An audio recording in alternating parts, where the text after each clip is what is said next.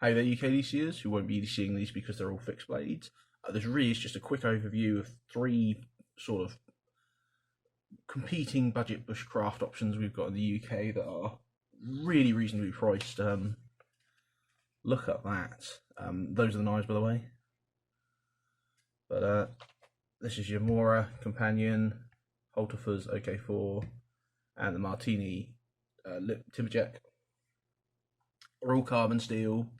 They're all incredibly reasonably priced, cheapest to most expensive.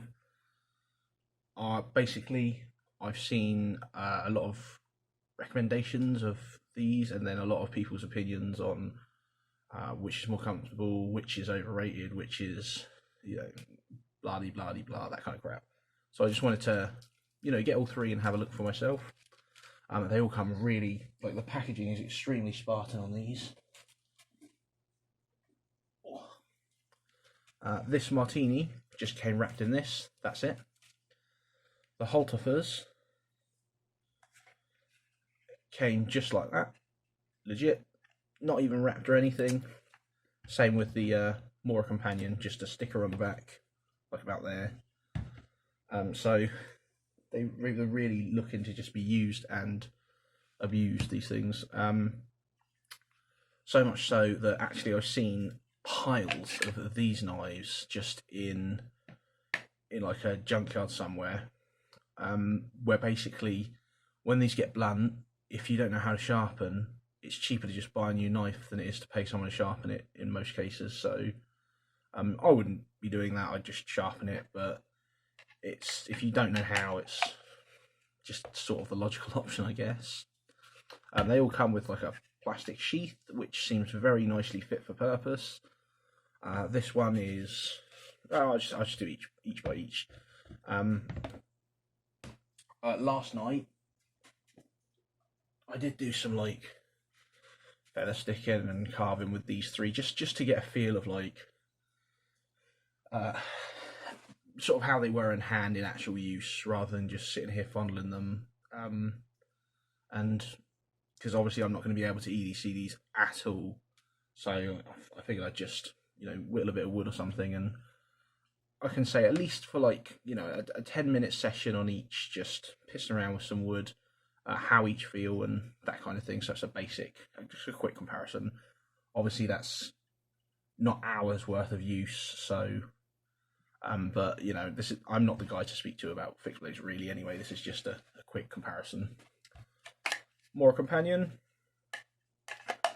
sheath looks nice, you got a little clip, you just put it straight over your belt or onto your trousers or whatever. You got that thing if you've got the little connector there to hoop it onto. Made in Sweden, that's about that. And you got this little knob here for your thumb, so you can push against it and pull that out. More a knife there. So there we go. More a knife made in Sweden, carbon, and that's your lot. You can see these, they really don't care about finishing these to an incredible standard, even though they polish the sides really well. But these really are just about use. It feels very comfy in hand, although it is, what I've seen is people saying these are a little slippy, and I can really see if you had wet or sweaty hands, this might easily slip.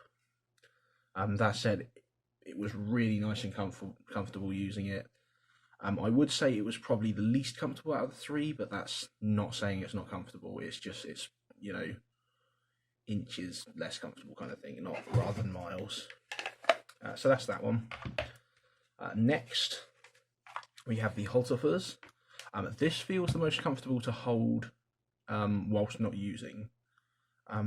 It's very, very solid. There's no slipping on this. If I was just fondling these in a store, this is probably the one I'd pick up. It's got that stuff on the edge, which I guess if you're never going to sharpen it is fine. You've got inches and millimeters, I guess. However, as soon as you start sharpening this tip, obviously those don't mean anything anymore. You have Hultafors, carbon steel on both sides. Overall, this is a really nice package. I do very slightly prefer this to the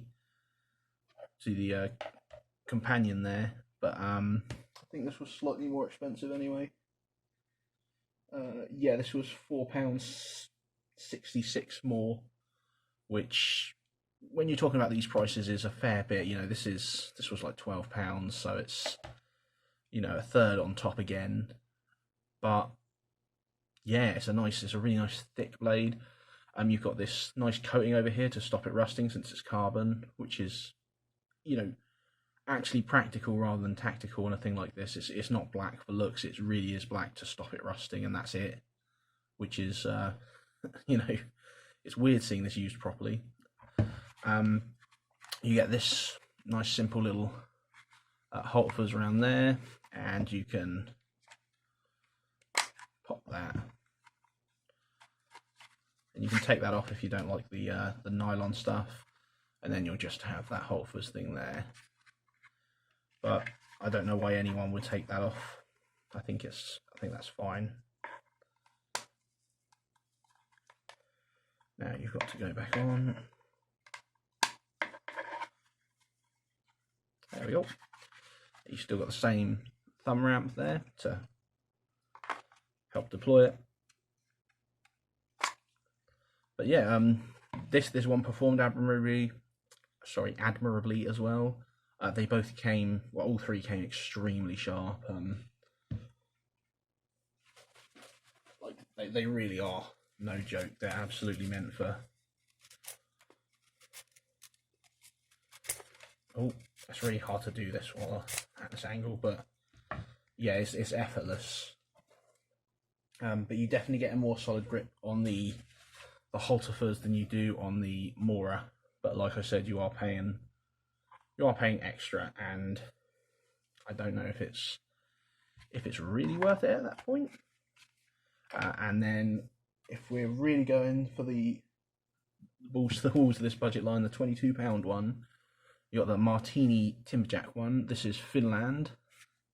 Very simple. This comes up very high. You just sort of pull on that. It's just a belt loop, and that's it. So very, very simple there. I do think these could do with drain holes on all of these, actually, by the way. So this one comes with one, to borrow a knife.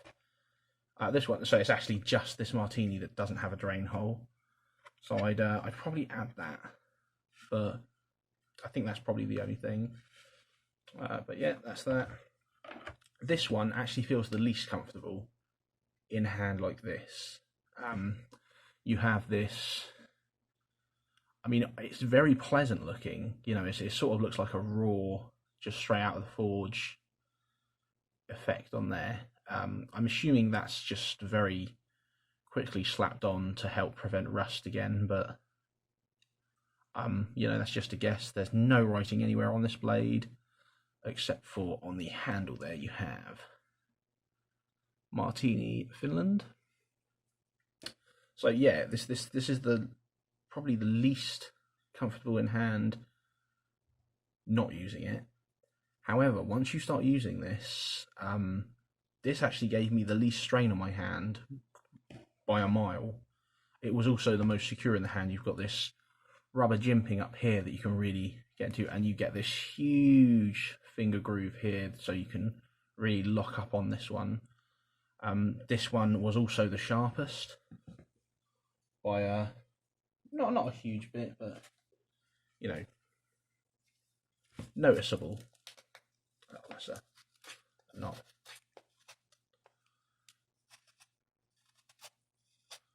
But yeah, it's really nice to use that.